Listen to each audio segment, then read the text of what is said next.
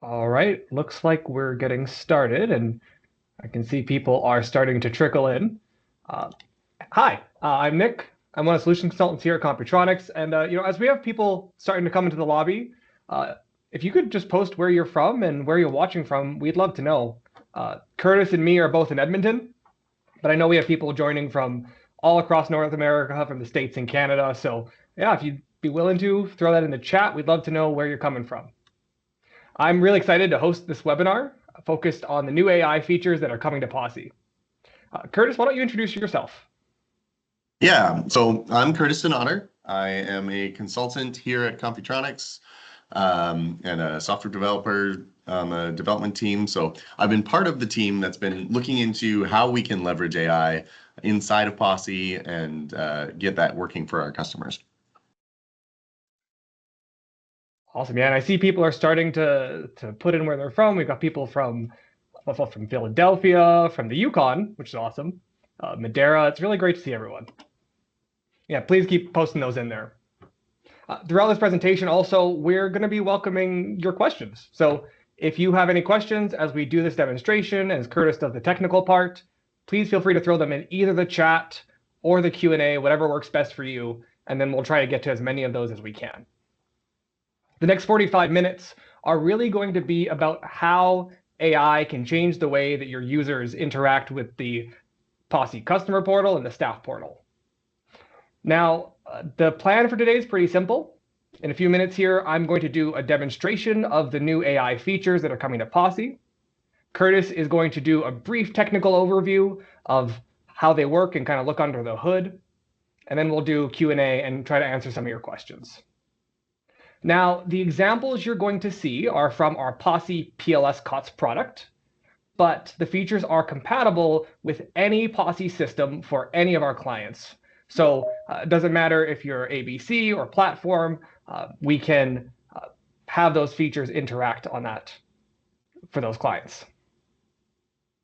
And even further to that point, you're going to be seeing something in a PLS system, but specifically what we're showing, we've been working on some AI features as essentially prototypes. We've been working in our lab on these AI features, but we were recently asked to put something together that's a little bit more concrete as part of a demo for a prospective client.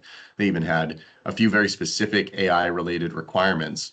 And so we took that as a bit of a case study as to, okay, what would we actually do to implement AI in a Posse system? So you will see the branding for our prospective client in this demo that we're showing you today, just so you have a little context there. But ultimately, we were able to leverage some of the things we've been researching, that we've been looking into, and put that together into a more comprehensive package that we could present to you today. And it's an indication of the direction that we're planning to go with AI integration in Posse. Yeah, I'm super excited to show it. Like Curtis is saying, these are in the pre-production phase, but we're really looking for clients who are excited about AI, who want to integrate these into their Posse system. So if you see this demo and you're as excited about AI as we are, please feel free to reach out to your account manager after the demo. So I think we've talked enough. Let's jump into the demo itself and see what AI looks like in Posse.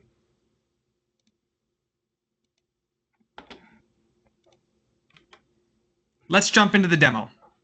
AI is changing the way we interact with technology. It's capturing people's imaginations. Computronics has been hard at work finding meaningful and impactful ways to integrate AI into Posse. So we're going to look at a couple of tools, one in the customer portal and one in the staff portal, that are going to change the way that you use Posse with AI. First tool we're going to look at is POSSE Assistant. The Assistant is a powerful AI chat window that elevates the way your users interact with the customer portal. It empowers users by making finding what they need easy. It reduces workload by being the first line of defense against easy-to-answer, repetitious questions. And POSSE Assistant can leverage some of the great tools your jurisdictions have made, as well as data within Posse itself. So let's dive in. Here I am on the customer portal. And before I log in as my user, Emily, we can see that POSSE Assistant is available to us in the bottom right-hand corner. The notifications and label make it easy to see right away. When I open up the Assistant, you'll see that this entire window is resizable. POSSE Assistant even works on mobile devices, and so it keeps with the responsive design of the customer portal. Notifications can be controlled as well. Now, let's say Emily wants to go ahead and look for the status of one of her permits. Well, she could log in, check her dashboard, and see what the status of her permit is there. POSSE Assistant lets her do this without even needing to log in. Emily can simply ask her a question in the chat window, and POSSE Assistant is going to give her an answer right away. Let's see if this is true. I'm going to log in as my user Emily. When we log in, this takes us to the Permitting and Inspections menu, where we can go ahead and apply for other permits. But if I scroll down, we're going to see our dashboard that collects everything Emily needs to find in one place. In fact, on the first page of this dashboard, under the Action Requires section, we can see that there is a permit number 52, and it is in a status where Emily needs to hand in revisions. So that information that exists in POSSE Assistant, is able to actually access. We can configure what are called tools in order to allow the assistant limited, controlled access to POSSE information. In the case we just saw, POSSE Assistant is able to recognize that it has a permit number and then ask POSSE for specific information about that permit. In this case, what are the status and address? So we're really able to curate and control what information in POSSE the assistant has access to. In addition, users are able to give feedback. This is one of many data points that we are collecting to continually improve POSSE Assistant. Let's try something else. Say you have a new user in the system. They're brand new and they need help figuring out exactly what they need. While POSSE Assistant can help with more than just information, it can also provide follow-up actions as part of its responses. So if this brand new user, say, wants to build a subdivision and needs to know where to start, rather than just give them information, POSSE Assistant can also give them links. This link can take them right to the specific job they need. This allows users to get more out of Customer Portal than ever before. They can get exactly what they need right when they need it. The assistant can also provide email links, helping connect users with the staff that they actually need to talk to. Now, let's try something else. I'm going to go back to the home screen and see how POSSE Assistant handles an address. I'm going to give it an address I know very well. 13 Kenview Boulevard is in an industrial area of Brampton. I know this, and POSSE Assistant knows it as well. As you can see, POSSE Assistant is able to correctly bring up the zoning information for the address we give it. Not only that, it actually points us towards documents that we may want to know more about. This goes back to the idea of curated knowledge.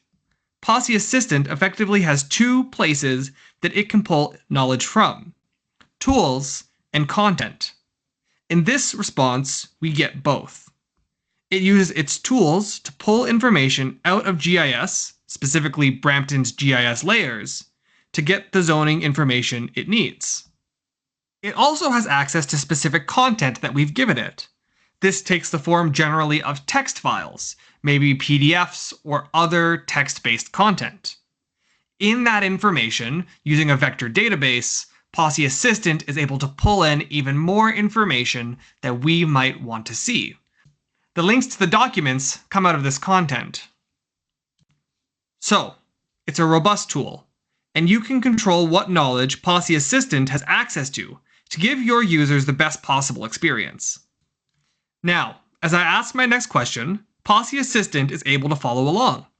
It understands by context that we're still talking about 13 Kenview Boulevard, and gives us appropriate information, such as the height being 9 meters, or the setback being 7.5. POSSE Assistant here is pulling from different sources of information, whether that be its tools or its content. On the user side, it's seamless. Even if I change directions in this conversation and ask about a different address, POSSE Assistant is able to keep up. It understands what we're talking about. It checks Brampton's GIS maps and tells us right away that we can't build an ARU here. Now let's change directions entirely. What happens if I ask POSSE Assistant about an address that isn't even in Brampton? Well, our team of developers have been hard at work ensuring that the right guardrails exist around the prompting of POSSE Assistant. So as you can see, rather than give false information, rather than hallucinating, POSSE Assistant tells us it doesn't know. This is important to ensure that we're giving as accurate and complete information to the end user as possible. Let's try something else. Let's say our user Emily wants to go ahead and apply for a permit. How can POSSE Assistant help her with that? Well, the answer is that POSSE Assistant can do a lot. So as Emily, I'm going to go ahead and click the Apply for Permit button. It's easy to see right there in the middle of the screen. It's going to take us to our menu where we can see all the permits that I could apply for. We'll pick the residential building permit. You'll notice here that as we change screens, our POSSE Assistant icon is always visible in the bottom right-hand corner. The visibility of where the assistant is and isn't available is something that can be configured to meet your needs. We're just going to go ahead and skip on through to the next step. And for the sake of time, I'm going to jump over to the location step, where we can select where this residential building permit is going to apply to. I have a specific address that I want to use here. So I'm going to go ahead and select 42 Nevada Court. When I scroll down here, our GIS map is going to allow us to simply click the location we want and relate it to this permit. Now that I've selected an address, let's say Emily has a question as she's going through this application, and so she needs to know more about what she can do at this location. You'll see as I open the assistant and ask my question, I'm not giving POSSE Assistant the address I'm talking about. However, POSSE Assistant is still able to follow along with the context.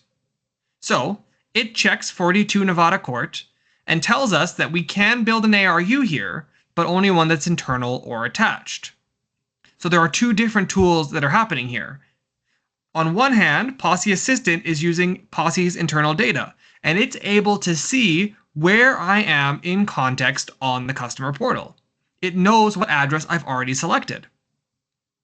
Meanwhile, it then takes that information and uses Brampton's GIS maps to get information about that address.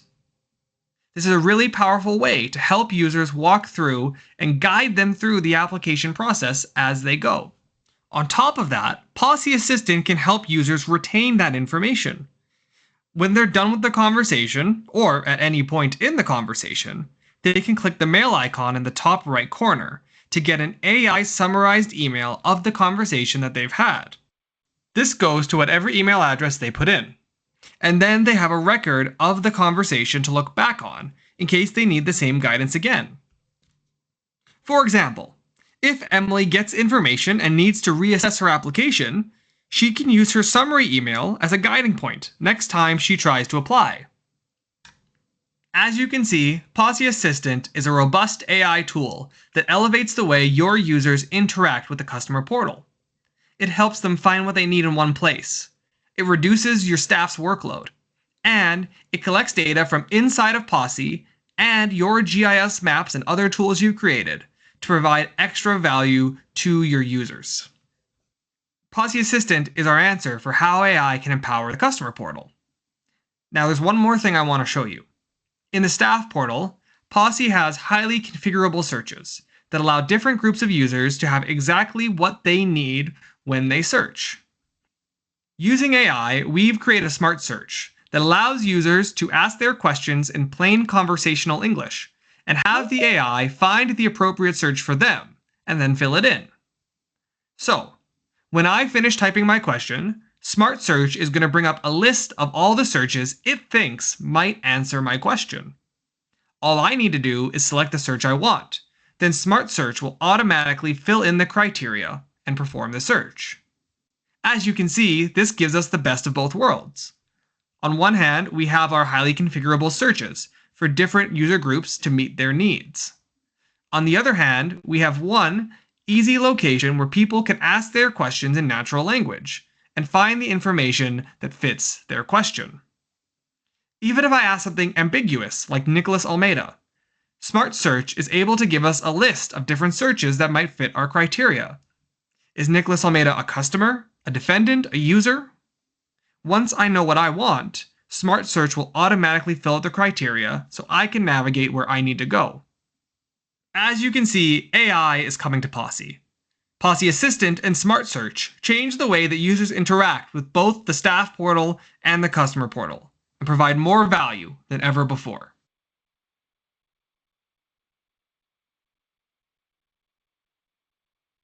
All right. Well, I'm going to give us a bit of a break from hearing Nick's dulcet tones and and start talking a little bit about the technical implementation. But before I do, if there's anything in that presentation from actually getting to see it that you've got some questions about, go ahead and use that Q&A feature up at the top. We've already got some questions coming in from things that people were curious about from the demo. But we're going to make sure that we've got some time to answer any questions that you submit throughout the presentation.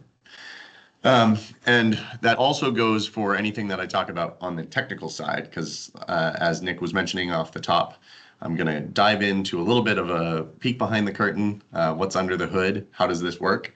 And so if anyone has further questions about that from a slightly more technical interest, I'm happy to answer some of those questions as well.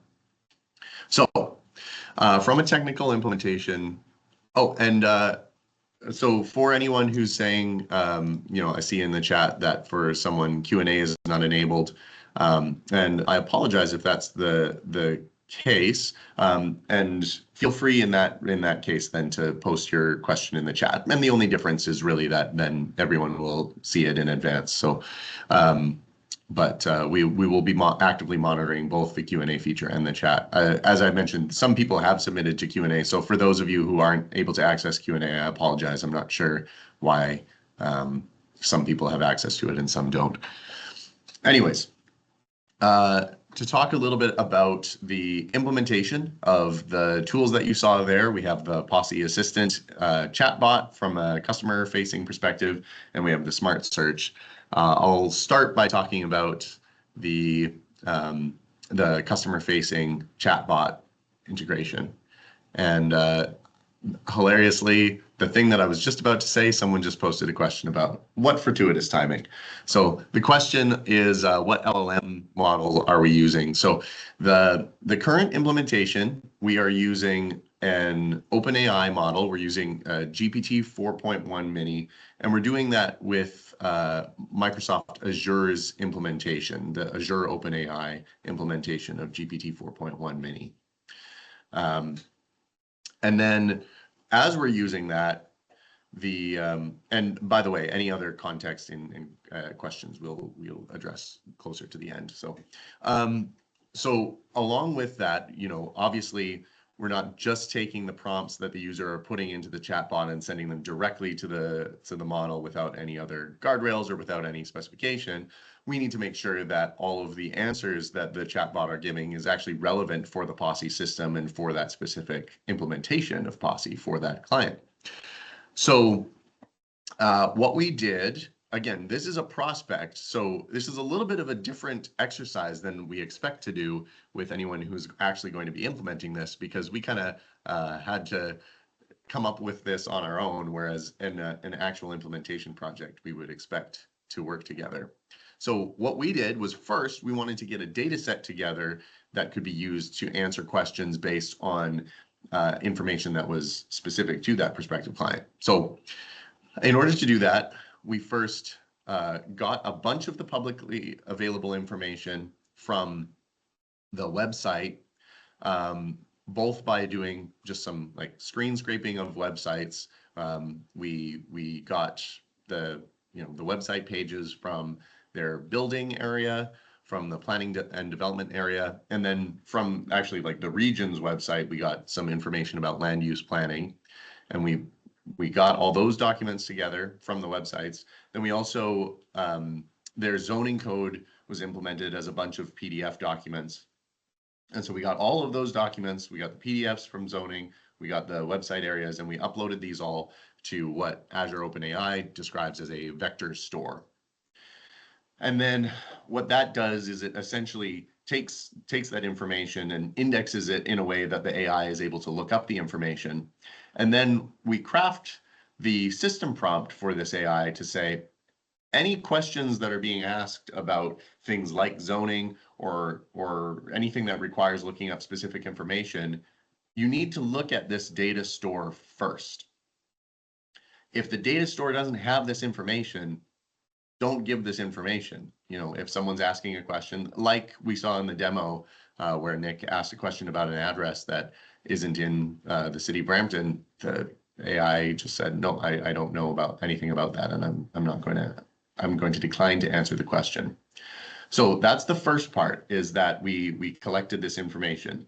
And that is something that we expect on a go-forward basis, that in order to answer questions that are domain specific, that there will be a curated selection of content that we expect that you will be able to actually curate to say, okay, these are the documents that we want to be able to answer questions about. So as zoning code, as building code, as other restrictions, as other initiatives come up, that those documents can be added to the data store. But then you don't need to do any additional tuning to say, like, well, make sure that topics like this go to the data store.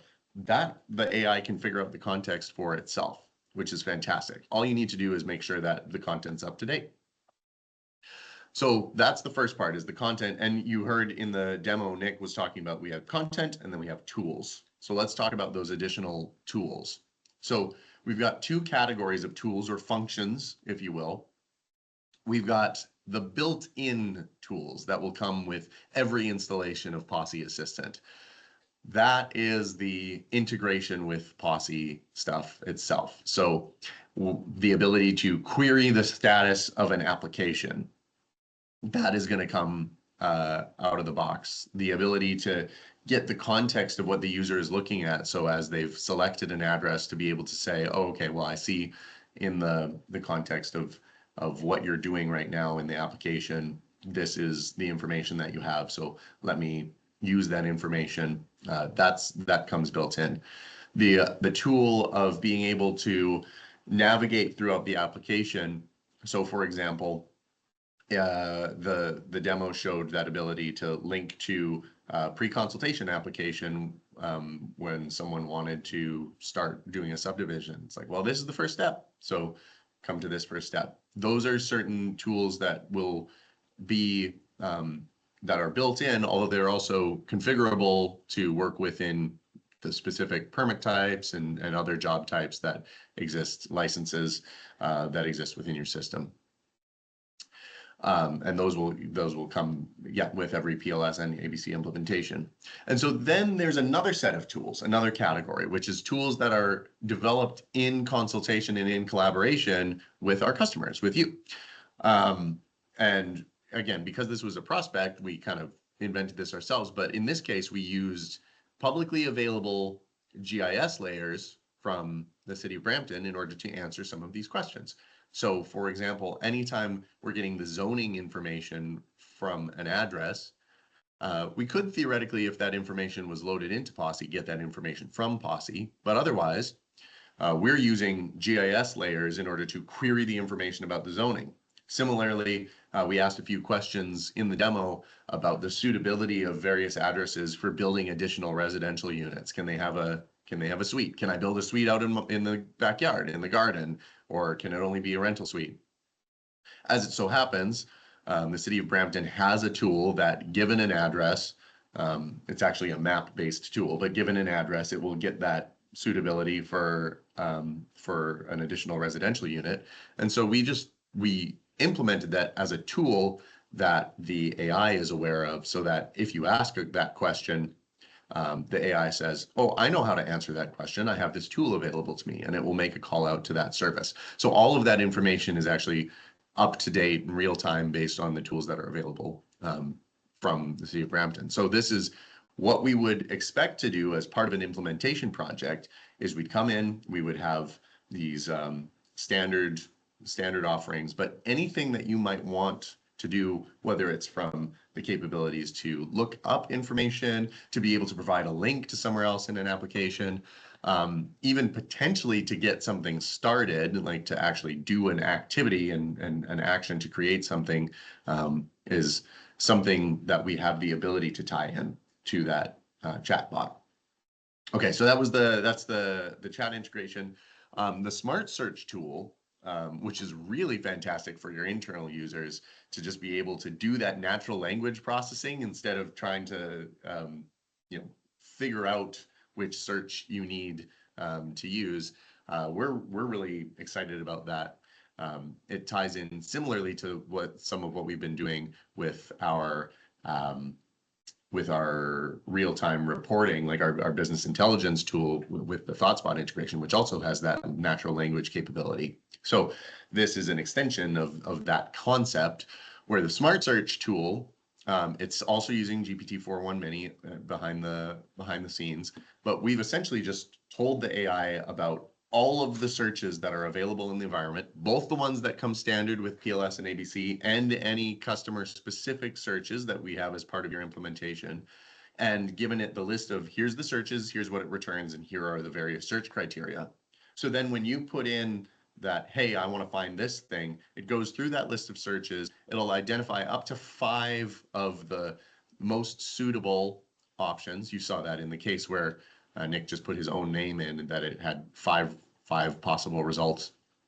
And then when you select the search, it will automatically fill in the criteria for you as well. So if you were to look for, I want something, I want everything that was submitted within the past X number of days that's in a status of draft, you don't have to go to the specific link to find those things. You could just put that into a natural language query. And then, as you saw, it opens up the search and it automatically executes the search.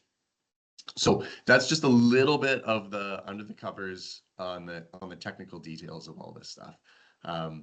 It's been really exciting to see some of the capabilities and even some of the things that, if I can get a little bit technical on for a second, just on the as an excitement from a software development thing.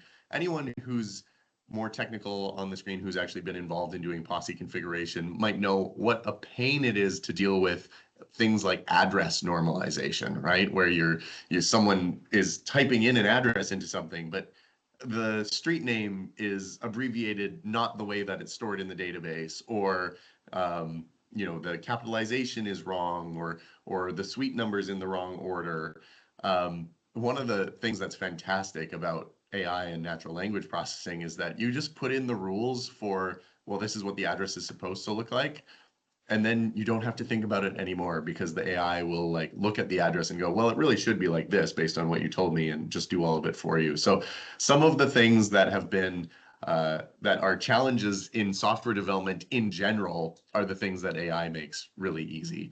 And so it's been very interesting to look at all of this and even potentially dream about what else we can do. And that's what we'd like to do with you, is to open that up to say, well, what are you hoping to achieve? Here's some of our offerings. What would you like to achieve with it? And then what can we do together to make that happen? But at the moment, we have a pretty good offering that we're excited to work with you to implement.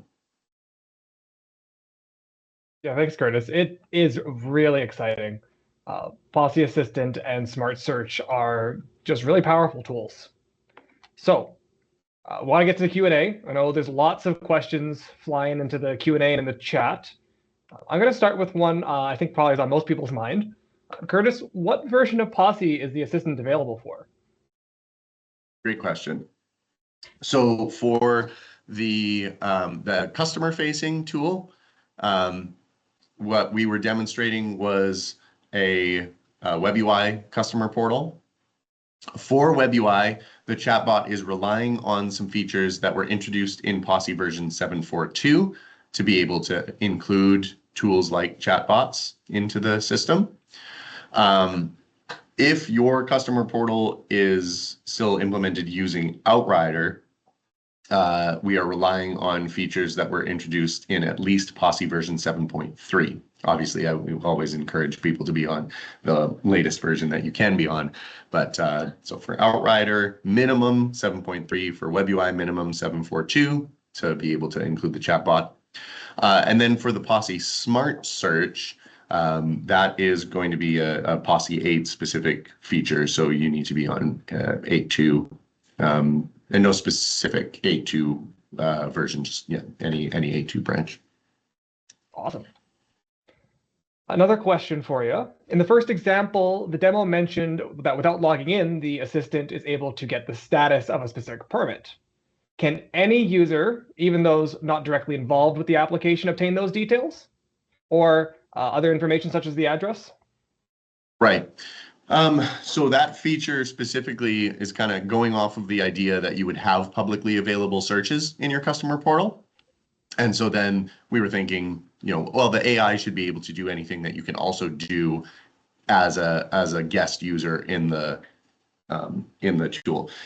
Across the board, I can say the AI tools will not let you do anything that you would not already have permissions to do. It's going to operate on whatever permissions you currently have. So if your implementation does not have public-facing searches and public-facing information, then we would not allow you to do that. But if, on the other hand, I was just walking the other day and there was a demolition in the area that I was working for, and they had the permit there with the number. And so if I want to be able to look that up, you would be able to use POSSE Assistant to look that up if that was publicly available information. Awesome. There's a question also about RAG for POSSE Assistant, so retrieval augmented generation. Does POSSE Assistant do any retrieval augmented generation? Yeah, that's great. So that is the technology that powers the documents that I was talking about, where we were uploading the documents to the vector store. Assistant Vector Stores is the name that Microsoft Azure's OpenAI implementation has for what we would call retrieval augmented generation. And it's pretty neat because it's internally it will do things like query optimization in order to essentially like reasoning model kinds of things, where it will look up information, and if it doesn't find information that it thinks is relevant, it will reword the prompt in order to try and find better information. And so I do see, I noticed another question that was asking, if I can, about, how are we converting PDF and TIFF and other file types to machine searchable? Presently, the AI tools that we're using, the OpenAI tools that Azure provides, does that automatically. The moment that you upload something to the Assistant Vector Store, it will do that processing and indexing for you. And our expectation would be that when we're doing the implementation so that you can manage your own content, that all of that would be essentially handled automatically. I wouldn't expect any of our clients to have to do that re-indexing manually. But I believe, I'm sure under the covers, it's using an OpenAI embedding engine or model. I forget the exact terminology for that, in order to break the content apart and vectorize it. Awesome. One question just came in, and I really think this is a fun one. Can users provide feedback and flag incorrect responses to improve the model? Right. Yeah, you'll notice in the demo that there were little thumbs up, thumbs down icons under every single chat message. We have a feature that's built in that will actually take that thumbs up and thumbs down content, and it will record all of it. So it's all getting recorded back right now into POSSE. And the idea behind that is then, right now, we've just chosen to record that information. The idea would be that we can use that to help optimize the responses, generally by using features that are available, like fine tuning. And the way that fine tuning essentially works is that you give examples of a prompt and then good responses to that prompt. And then the AI agent will figure that out and will use that to help hone its information. So presently, in our prototype, we don't have any sort of automatic fine tuning happening, but we could set that up that it happens automatically, or that it could happen that it gets reviewed just in case someone's, we don't agree necessarily with the thumbs up, thumbs down. Right now it's curated. So we keep a log of all of the conversations and the feedback on them. Awesome. Let's see here. Another question is about security. Are there protections in place to prevent bots from scraping data from the agent? What other security measures are in place for non-public or authenticated information from being exposed through the agent? Right. So the security measures in place are that the agent it runs only under the context of the current user session. Any system level access is set up with security that only, any unauthenticated access is only given the same POSSE permissions that an unauthenticated user is. So any information that it's getting out of POSSE, you would have all of the contexts. Sorry, I'm wording this poorly. What I mean to say is that the agent only has the security to do what your current context does. So if you're running in an unauthenticated guest context, you can only get the information you'd be able to get as an unauthenticated guest. If you're running as a user, you can only get the information that that user can get. And so on that basis, when it comes to bot scraping or something like that, well, the bot, it can't do anything more than you could also do by just typing and giving additional prompts. In terms of layers of security, though, in terms of preventing bots from doing things like denial of service type attacks or like flooding the LLMs or generating racking up charges, that would be something that we would have as part of our fence to say like, no, okay, anytime that you've got that kind of content coming in at those volumes, we would start denying it after a certain volume. Awesome. Yeah, one example of required actions based on the user you're logged in as. During that demo we just saw, you have the ability to have these buttons pop up that can take you to a permit that you need to apply for, like the pre-consultation. We've tried that before from being an unauthenticated user, and it'll take you to the login screen first because you have to be an authenticated user for that kind of application. So you have to log in before you can move on to the next step effectively. Another question here is, will the AI suggest next steps for a permit or case based on business rules? Right. So that ability to see the current context is key in order to be able to suggest next steps. And given that this is a prototype, we've looked into that, but haven't actually gone all the way through with it. So this is actually where I would say, hey, based on some of those business rules, this is something that we would like to implement as a tool to say, okay, what are the next steps available?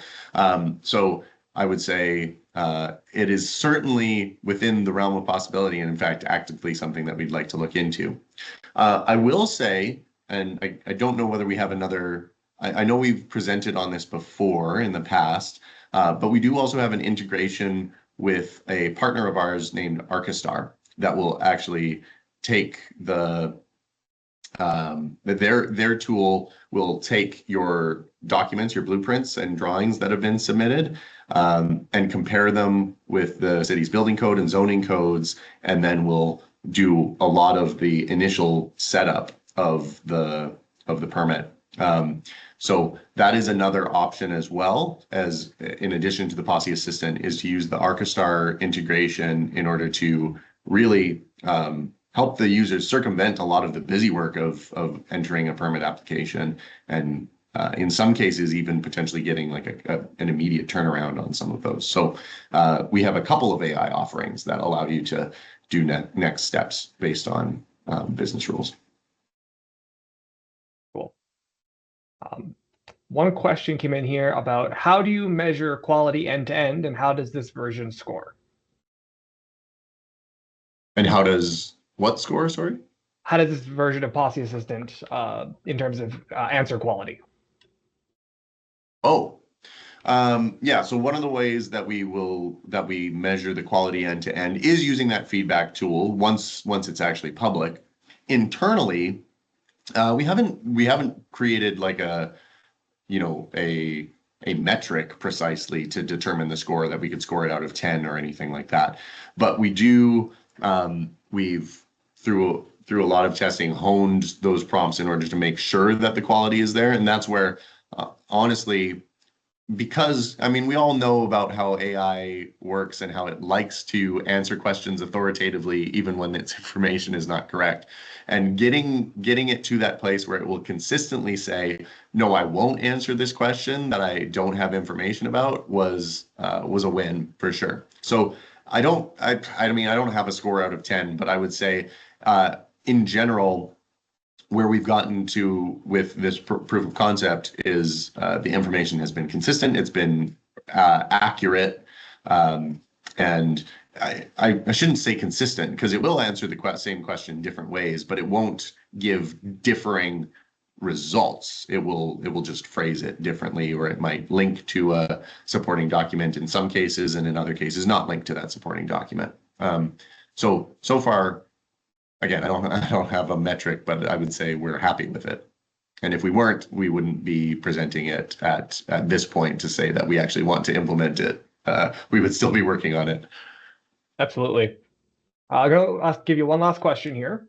What can you talk to about in terms of confidentiality? Where is the data stored? Is there any protection on the data? Is it stored in the cloud or elsewhere?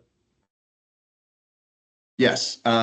So for confidentiality, what we obviously the LLM itself is running within Microsoft Azure. So any information that's contained in a prompt, which includes information that comes from the system that needs to be processed by the AI, does go into the Azure OpenAI implementation. And so that's where then Azure's OpenAI restrictions on what they do with client confidentiality needs to apply, which I won't go into all of that in this session. Like that's a lot of documents to read. But from the information on the POSSE side, all of the information continues to be stored in POSSE. Our logs about about conversations, we're storing that in the POSSE database as well presently. That may change to an external database in the future. We'll have to see. Depends on volume. And then the documents themselves that we harvest from the public website, or if it's private information, that's something that we would work with you on to determine what those documents are. Those are going into a essentially Microsoft Azure hosted vector database. So again, you'd have to look, we would talk you through the Azure security information. So, but then pretty much everything that was shown in this context is all publicly available information anyway. So there's little from a confidentiality perspective. But yes, everything you can't really get away from the fact that the prompts are going to the AI. So even internal POSSE information that the AI is using to answer questions, that information is going through Azure's AI models. Cool. Thanks, Curtis. I know we still have...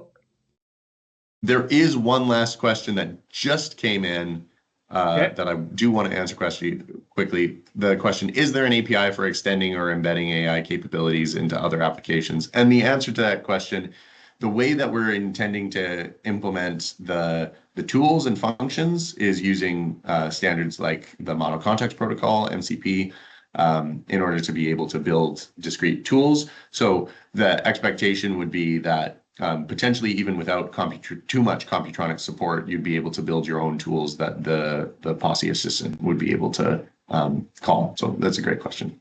Anyways, now I'm done. All right. So I know there's still tons of questions. If we haven't gotten to your question, don't worry. We're going to keep track of all these questions and then reach out through your account manager. Like Curtis has said, we anticipate this is going to be a small project where a CX team collaborates with a client to implement this. So if this is something you're interested in, please reach out to your account managers, and then we will start on those projects. So just want to say thank you all for attending and participating in this webinar, and we look forward to seeing you at the next one. We will be sending out the recording as well for anyone who had to join late, and you'll be able to see that context and then as well as the answers to the questions that were submitted. Thank you all. Yeah, thank you very much.